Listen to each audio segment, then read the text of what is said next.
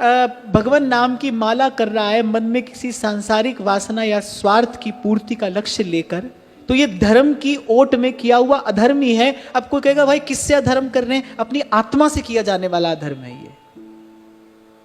कोई कहेगा भाई अपने अपने घर परिवार के लिए, अपने बच्चों के लिए, अपने सुहृद जनों के लिए मंगल कामना कर रहे हैं, तो ये कैसा अधर्म है? नहीं, ये अपनी आत्मा से किया जाने वाला अधर्म है।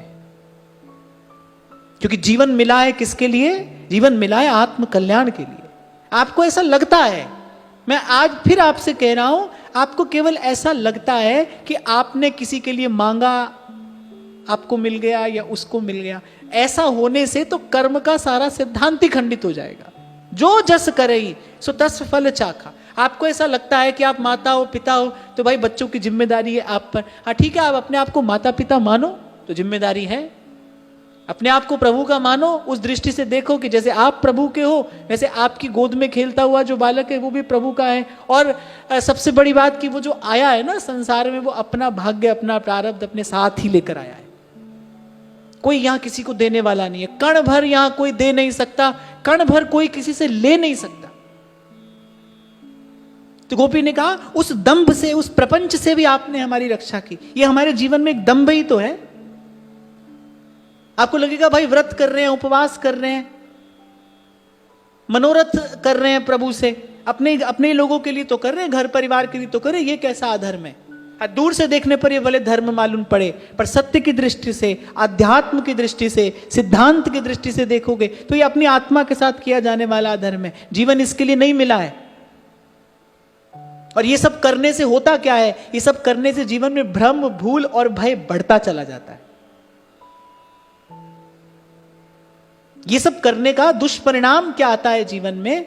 ये सब करने का दुष्परिणाम आता है जीवन में भ्रम, भय और भूल का बढ़ जाना। अब किसी के मन में ये प्रश्न हो सकता है, भाई किसी के लिए प्रार्थना ना करें। नहीं, सबके लिए करो। यदि प्रार्थना हो तो फिर सबके लिए हो ना। सर्वे भवन्तु सुखिनः, सर्वे सन्तु निरामया। हमारी प्रार्थना तो केवल स्वार्थ से ही प्रेरित और पूरित होती है ना, अपने लिए। कभी कभी तो प्रार्थना करते करते कोई व्यक्ति उस रास्ते पर निकल जाता है कि भाई किसी का अहित होता हो जाए, पर मेरे अपने किसी सुहृद का हित साधन होना चाहिए। ये कैसी प्रार्थना है? तो गोपी ने अंत में कहा वृष मयात्मजा। सबसे अंत में ये रह जाता है, धर्म की ओट में, धर्म की आड़ में छिपा हुआ अधर्म। धर्म अधर्म की गति बड़ी सूक्ष्म है। देह की दृष्टि से धर्म कुछ और है, आत्मा की दृष्टि से धर्म कुछ और है। आप अपने आप को शरीर समझो तो फिर धर्म कुछ और है।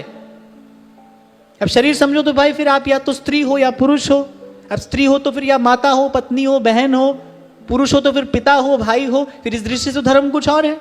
अगर अपने आप को देह समझो तो फिर तो धर्म आपको कहीं और ले जाएगा। पर अगर सत्य की दृष्टि से देखो, आत्मा की दृष्टि से देखा जाए, देहाध्यास हटाकर देखा जाए, फिर तो धर्म एक ही है।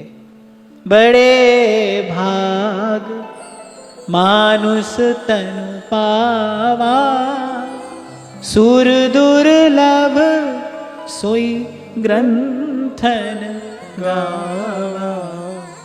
तो गोपी ने कहा कि हम तो धर्म का विचार करके भी जा तो आपसे दूर ही रहे थे ना।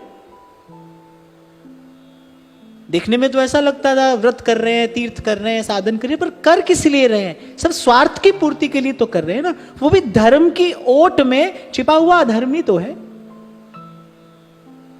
आचार्यों का कहना है स्वार्थ ही आसुरी वृत्ति है। स्वार्थ ही तो जीव का पतन कराता है। स्वार्थ आसुरी वृत्ति है। आपके भीतर जब जब स्वार्थ की भावना है, समझना कि अब भीतर असुर बैठा है। ये एक छोटा सा वाक्य है पर बड़ा महत्वपूर्ण है। स्वार्थ ही आसुरी वृत्ति है। तो कहने का तात्पर्य, जब मन में स्वार्थ होता है तब हमारी सारी चेतना सिमट जाती है केवल इस देह और देह से संबंधित संबंधों की पूर्ति करने में। इसलिए मैंने विराम के क्षणों में एक छोटी सी बात का इसको ध्यान रखना, स्वार्थ ही आसुरी वृत्ति है। जब जब मन में स्वार्थ आएगा, आप देखना जीवन कुमार्ग पर ही जाएगा।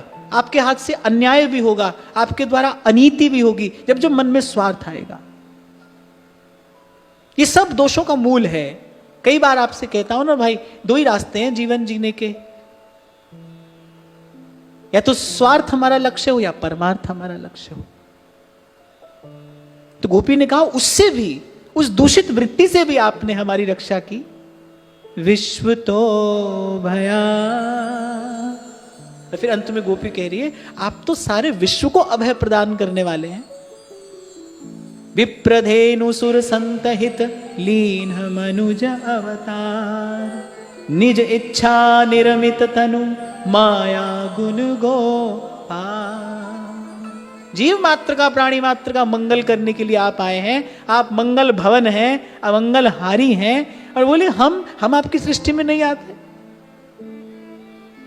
तो नाथ क्यों इस प्रकार हमको आकुल व्याकुल किए हो? श्याम घन कब बरसोगे आए, श्याम घन कब बरसोगे आए, कब ये मन मयूर हरखेगो, रूप सुधारस पाए, श्याम घन कब बरसोगे आए, श्याम घन कब बरसोगे आए। आज की वार्ता यहीं श्री जी के चरणों में निवेदन करते हैं। महाराज श्री के चरणों में प्रणाम। आप सबके हृदय स्थित प्रभु को, भाव प्रभु को नमः।